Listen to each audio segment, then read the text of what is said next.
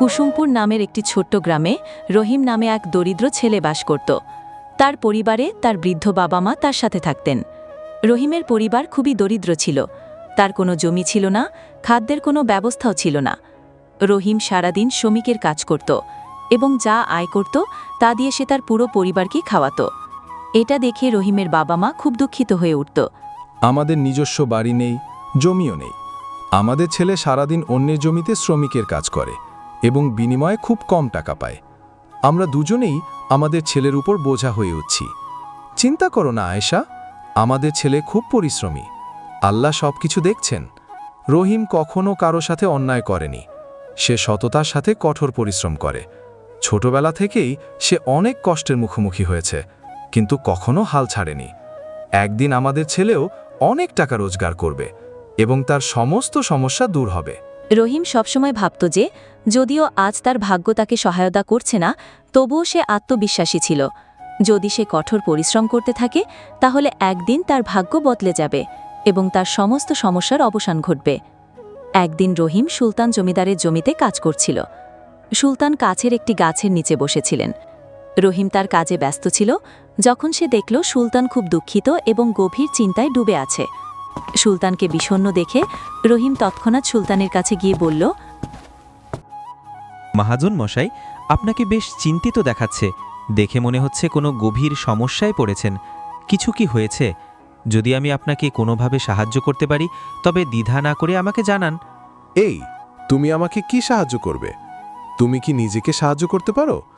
যদি তুমি কাউকে সাহায্য করতে পারতে তাহলে আজ আমার জমিতে কাজ করে দুবেলা খাবার জোগাড় করতে হতো। এখান থেকে যাও, তোমার কাজ করো, আর আমাকে বিরক্ত করো না। মহাজন মশাই, এটা এমন নয়। এটা সময়ের ব্যাপার। এটা সবই ভাগ্যের খেলা এবং একজন ব্যক্তি তার কঠোর পরিশ্রমের ওপর বিশ্বাস রাখা উচিত। যদি ভাগ্য আজ আমার পক্ষে নাও থাকতে পারে, কিন্তু যদি আমি সততা এবং নিষ্ঠার সাথে কঠোর পরিশ্রম করতে থাকি তাহলে একদিন ভাগ্যও আমার পক্ষে আসবে। ভাগ্যের দরজা খুলতে কঠোর পরিশ্রম এবং অধ্যবসায়ের জন্য সময় লাগতে পারে, কিন্তু কঠোর পরিশ্রম কখনো বৃথা যায় না। রহিমের কথা শুনে সুলতান খুব খুশি হলেন। আরে রহিম, তোমার চিন্তাভাবনা খুব ভালো। তোমার কথা শুনে আমার মন কিছুটা শান্তি পেয়েছে। এত সমস্যার মধ্যেও তুমি সুখে তোমার জীবনযাপন করছো। মহাজন মশাই, এই সব আমার বাবার শিক্ষা। যখনই আমি বাবার কাছ থেকে কিছু চাওয়ার জন্য পীড়াপীড়িত করতাম, বাবা আমাকে সবসময় সেটা বুঝিয়ে বলতেন, ছেলে রহিম, আমাদের কাছে এত টাকা নেই যে তোমার সব ইচ্ছা পূরণ করতে পারবো, কিন্তু একটা কথা সবসময় মনে রেখো, জীবনও আবহাওয়ার মতো। কখনো কখনো এটি রোদের মতো সুখে পূর্ণ, কখনো কখনো এটি ঠান্ডার মতো অসুবিধা নিয়ে আসে এবং কখনো কখনো বৃষ্টির মতো সমস্যা আসে। কিন্তু প্রতিটি ঋতু যেমন চলে যায় তেমনি জীবনের কঠিন পরিস্থিতিও কেটে যায়। ধৈর্য এবং সাহস বজায় রাখা গুরুত্বপূর্ণ, কারণ একদিন সবকিছু ঠিক হয়ে যাবে। আরে রহিম, মনে হচ্ছে তোমার বাবা খুব ভালো মানুষ। একদিন আমিও অবশ্যই তোমার বাবার সাথে দেখা করব। মহাজন মশাই, কি হয়েছে? দয়া করে একবার স্পষ্ট করে বলেন। কে জানে, আমি হয়তো আপনার সমস্যার সমাধান খুঁজে পাব। আরে রহিম, আমি একটা বড় সমস্যায় আটকে গেছি। আমার সমস্যার কোনো সমাধান আমি দেখতে পাচ্ছি না। মহাজন মশাই, দয়া করে একবার বলেন, কে জানে আপনার সমস্যার কোনো সমাধান পাওয়া যেতে পারে।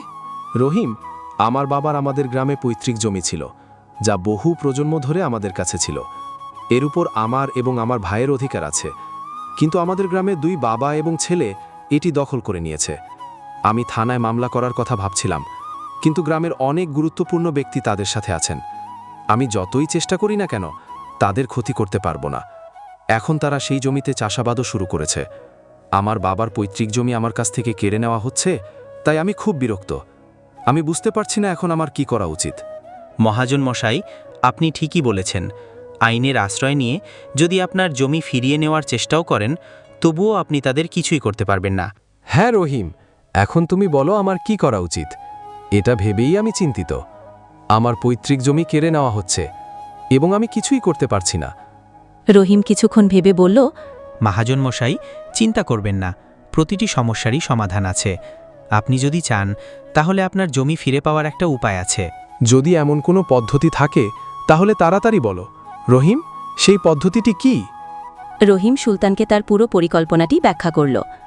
কৌশলটা শুনে সুলতান রহিমকে বললেন, বাহ রহিম, তুমি খুব বুদ্ধিমান। তুমি খুব ভালো কৌশল বলেছ। এভাবে আমি অবশ্যই আমার জমি ফিরে পাব। আমি তোমাকে কথা দিচ্ছি, যদি তোমার পরিকল্পনা সফল হয় তাহলে আমি আমার জমির একটি অংশ তোমার নামে হস্তান্তর করব। আরে মহাজন মশাই, আপনি এটা কেন বলছেন? আপনি আমার মহাজন। আপনার কারণে আমি আমার পরিবারের জন্য দিনে 2 বেলা খাবার পাই। আপনাকে সাহায্য করা আমার কর্তব্য। আমি আপনার জমি চাই না। রহিম, তুমি খুব ভালো মানুষ। কাল থেকেই তোমার এই পরিকল্পনায় কাজ শুরু করা উচিত। রহিম আবার মাঠে কাজ শুরু করে। পরের দিন রহিম বিশু এবং জাফরের কাছে পৌঁছায়, বাবা ছেলে জুটি যারা সুলতান জমিদারের জমি দখল করেছিল। আসসালামু আলাইকুম মহাজন মশাই। যখন আমি এখান দিয়ে যাচ্ছিলাম তখন আশেপাশের লোকেরা আমাকে বলল যে আপনার কাজের জন্য শ্রমিকের প্রয়োজন। আমি কি এখানেও কিছু কাজ পেতে পারি? আরে আরে, তুমি কে? তোমাকে কে বললো যে এখানে শ্রমিকের প্রয়োজন? এখানে কোনো শ্রমিকের প্রয়োজন নেই। মহাজন মশাই, আমি একজন সাধারণ শ্রমিক, পাশের গ্রামে থাকি। কাজের খোঁজে এখানে সেখানে ঘুরি। প্রতিদিন কেউ না কেউ কোথাও না কোথাও কাজ পায়। সেই কাজ করেই আমি আমার খাবার জোগাড় করি। কখনো জমিতে কাজ করি, আবার কখনো অন্য কোনো শারীরিক পরিশ্রমের কাজ করি। আরে ভাই, আমি তোমাকে বলেছিলাম না এখানে কোনো শ্রমিকের প্রয়োজন নেই। মহাজন মশাই, আমি শুনেছি যে আপনারা এই গ্রামের সবচেয়ে বড় জমিদার। আপনার অনেক জমি আছে, তাই সব সময় শ্রমিকের প্রয়োজন হয়। তাই আমি ভাবলাম, হ্যাঁ, আমি অবশ্যই কিছু কাজ পাব। আরে ভাই, আমি তোমাকে বলেছিলাম না এখানে কোনো শ্রমিকের প্রয়োজন নেই। তাহলে কি সত্যি সুলতান মহাজন আপনার সম্পর্কে ঠিকই বলেছিল? সুলতান আমাদের সম্পর্কে কি বলেছিলেন? কিছু না মহাজন মশাই, বাদ দেন এইসব। আমি সুলতান মহাজনের কাজ ছেড়ে দিতে যাচ্ছি। আপনার বাড়িতে যদি কোনো কাজ না থাকে তাহলে আমি অন্য কোথাও নিজের জন্য কিছু কাজ খুঁজে বের করব। রহিম সেখান থেকে চলে যেতে শুরু করে। তারপর বিশু এবং জাফর রহিমকে থামায় এবং সুলতান রহিমকে ওই লোকদের সম্পর্কে কি বলেছে তা জানতে চায়। আরে ভাই, এখানে এসো, হয়তো আমাদের তোমার জন্য কিছু কাজ আছে। রহিম তৎক্ষণাৎ তাদের কাছে গিয়ে বলল, মহাজন মশাই, বলুন তো কাজটা কি? আপনি আমাকে যে কাজই করতে বলবেন আমি তা করতে প্রস্তুত। সর্বোপরি আমার বৃদ্ধ বাবা মাকে খাওয়াতে হবে। আরে ভাই, ধৈর্য ধরো, আমরা তোমাকে কাজটা বলে দেব। আগে বলো, সুলতান আমাদের সম্পর্কে কি বলেছিল তোমাকে? মহাজন মশাই, আমি আগে সুলতান মহাজনের কাছে কাজ করতাম, কিন্তু সে খুবই কৃপণ এবং অসভ্য মানুষ।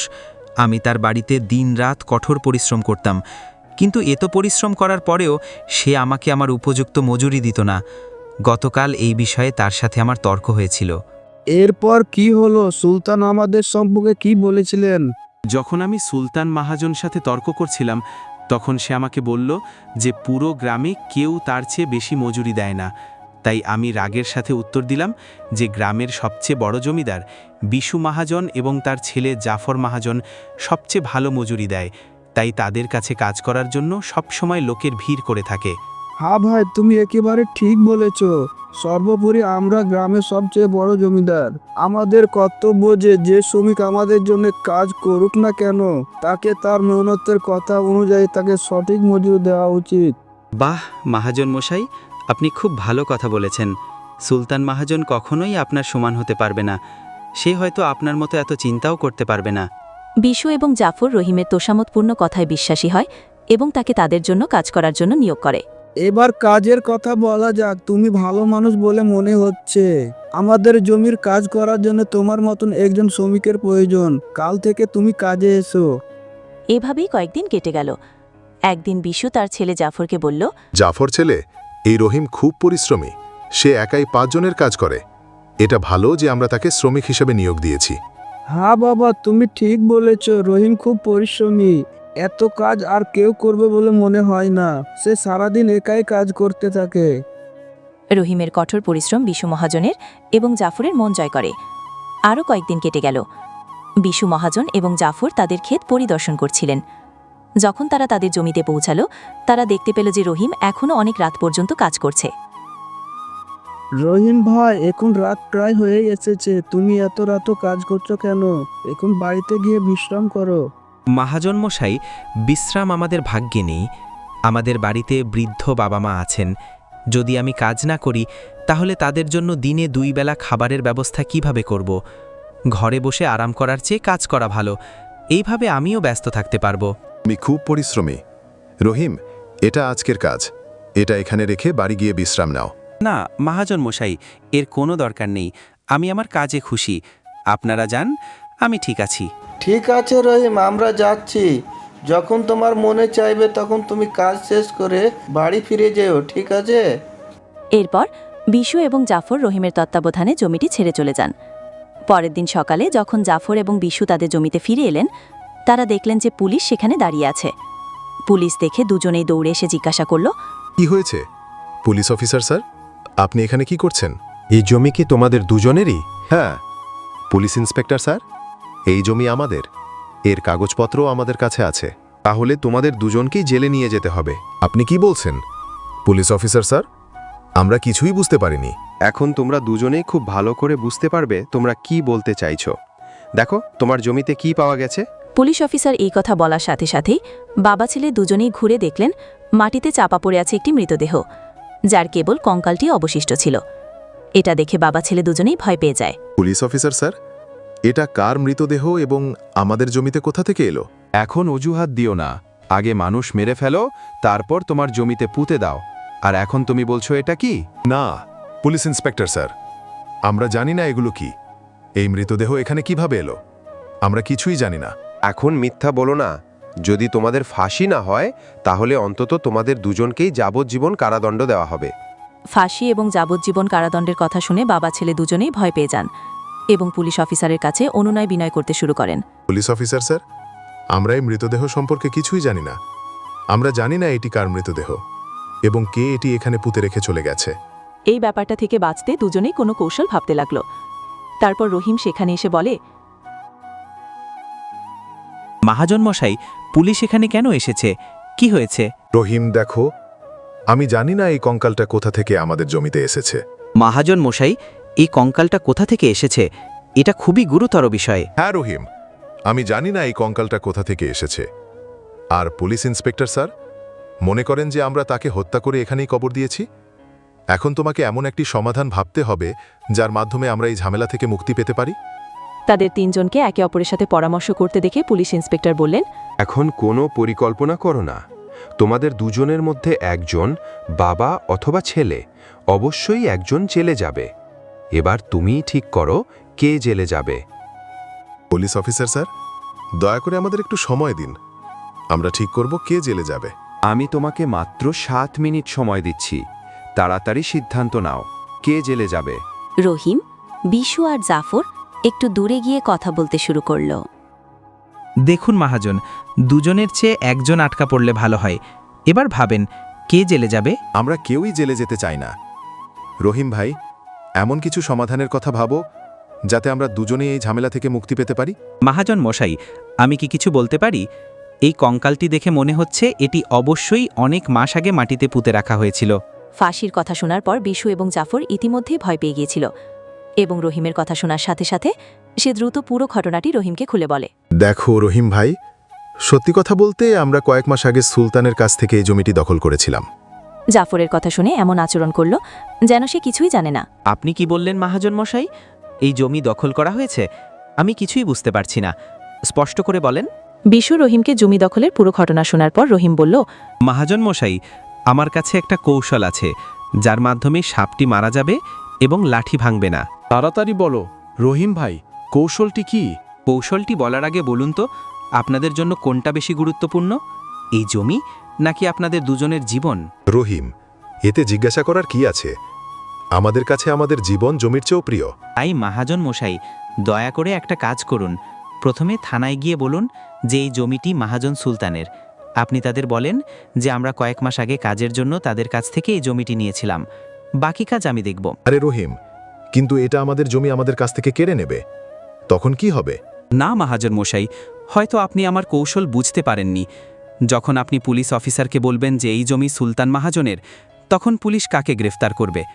সুলতান মহাজন যখন জেলে যাবে তখন আপনারা আবার জমি দখল করতে পারবে।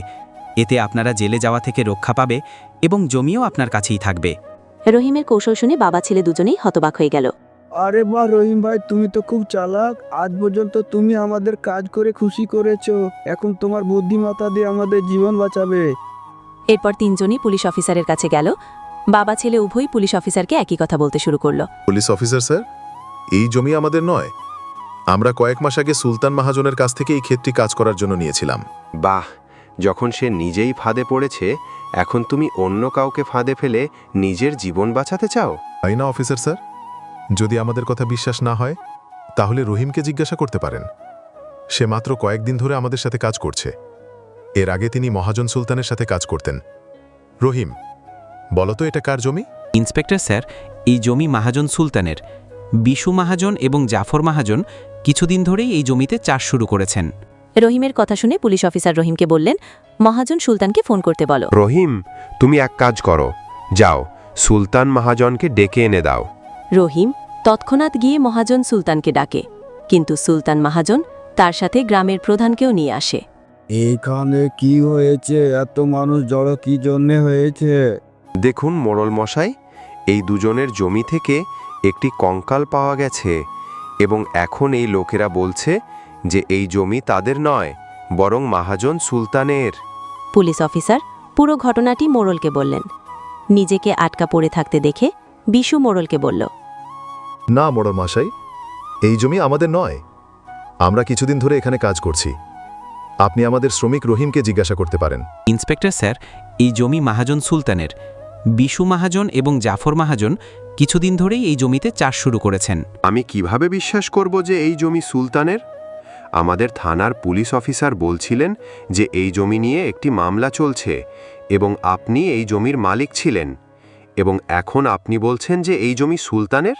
না স্যার, আমরা সুলতানের সাথে প্রতারণা করেছি। আমরা কেবল এই জমি দখল করার চেষ্টা করছিলাম, কিন্তু এখন আমরা এই জমি চাই না। আপনি যদি চান আমরা মামলা প্রত্যাহারও করে নেব। পুলিশ অফিসার স্যার, আপনি যান, বাকি কাজ এখন আমরাই দেখব। মোড়লের অনুরোধে পুলিশ অফিসার সেখান থেকে চলে যান। মোড়ল সুলতানকে জিজ্ঞাসা করলেন, এখন বলো, এই কঙ্কালটি এখানে কিভাবে এলো? তুমি কাকে মেরে এখানে কবর দিয়েছো? মোড়ল মশাই, এটি একটি নকল কঙ্কাল। তারা দুজনেই মিলে আমার জমি দখল করে নিয়েছিল। রহিম আর আমি একসাথে এই কৌশলটা ভেবেছিলাম, যাতে আমরা তাদের দুজনের কাছ থেকে সত্যটা বের করে আনতে পারি। সুলতান মহাজনের কথা শোনার সাথে সাথে বাবা ছেলে দুজনেই হতবাক হয়ে গেল। এটা আমাদের দুজনেরই ষড়যন্ত্র ছিল, এই লোকদের কাছ থেকে সত্য বের করার। এই পরিকল্পনায় রহিমকে জড়িত দেখে বাবা ছেলে উভয়ই বুঝতে পেরেছিলেন যে এই সবই মহাজন সুলতান এবং রহিমের ষড়যন্ত্র। বাবা ছেলে উভয়েরই তাদের ভুল স্বীকার করা ছাড়া আর কোনো উপায় ছিল না। মোড়ল মশাই, আমাদের ক্ষমা করে দিন। আমরা লোভী ছিলাম। আমাদের ক্ষমা করুন। আমরা আর কখনো এই ভুল করব না এবং এই জমি মহাজন সুলতানকে ফিরিয়ে দেব। বিশু এবং জাফর উভয়ই মোড়লকে এবং সুলতান মহাজনের কাছে ক্ষমা চাইতে শুরু করলেন। দুজনকে এত অনুনয় বিনয় করতে দেখে সুলতান তাদের ক্ষমা করে দিলেন। মোড়লও তাকে জেলে পাঠাননি এবং মহাজন সুলতানকে তার মামলা প্রত্যাহার করে নেন। সুলতান মামলা প্রত্যাহার করার পর মোড়লও সেখান থেকে চলে যান। ধন্যবাদ মোড়ল মশাই, আমাদের ক্ষমা করে দিয়েছেন। আমরা লোভী ছিলাম, আমাদের ক্ষমা করুন। আমরা আর কখনো এই ভুল করব না এবং এই জমি আপনাকে ফিরিয়ে দেব। ঠিক আছে বিশু, ঠিক আছে, আমি তোমাকে ক্ষমা করে দিয়েছি। শুধু মনে রাখবেন, এক টুকরো জমির জন্য আপনার প্রিয়জনের সাথে কখনো অন্যায় করা উচিত নয়। খারাপ সময়ে শুধুমাত্র আপনার প্রিয়জনরা আপনার পাশে দাঁড়াবে। জমি দিয়ে কি হবে? কখনো আমার, কখনো তোমার। অবশেষে মহাজন সুলতান রহিমকে জমির একটি অংশ দিয়েছিলেন এবং তাকে জমির মালিক করেছিলেন। আরে রহিম, আমি যেমন প্রতিশ্রুতি দিয়েছিলাম, তুমি যে জমিতে কাজ করছো তা আজ থেকে তোমার এবং এখন তুমি তার মালিক। না মহাজন মশাই, এর কোনো প্রয়োজন নেই। মনে আছে রহিম, তুমি আমাকে কি বলেছিলে? শুধু কঠোর পরিশ্রম করতে থাকো, একদিন ভাগ্যের দরজা অবশ্যই খুলে যাবে। তাহলে বুঝো, তোমার ভাগ্যের দরজা খুলে গেছে এবং এখন তুমিও জমির মালিক। এখন থেকে তোমাকে অন্য কারোর জন্য কাজ করতে হবে না।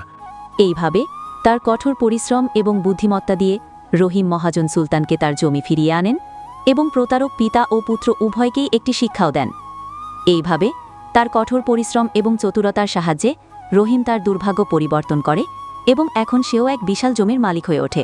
বন্ধুরা, আমাদের এই গল্পটি কেমন লেগেছে কমেন্ট করে জানাবেন, আর আগে কোন ধরনের গল্প দেখতে চান সেটি কমেন্টে লিখে দিবেন। চ্যানেলটি সাবস্ক্রাইব করে আমাদের সাথে থাকবেন আর সাপোর্ট করবেন।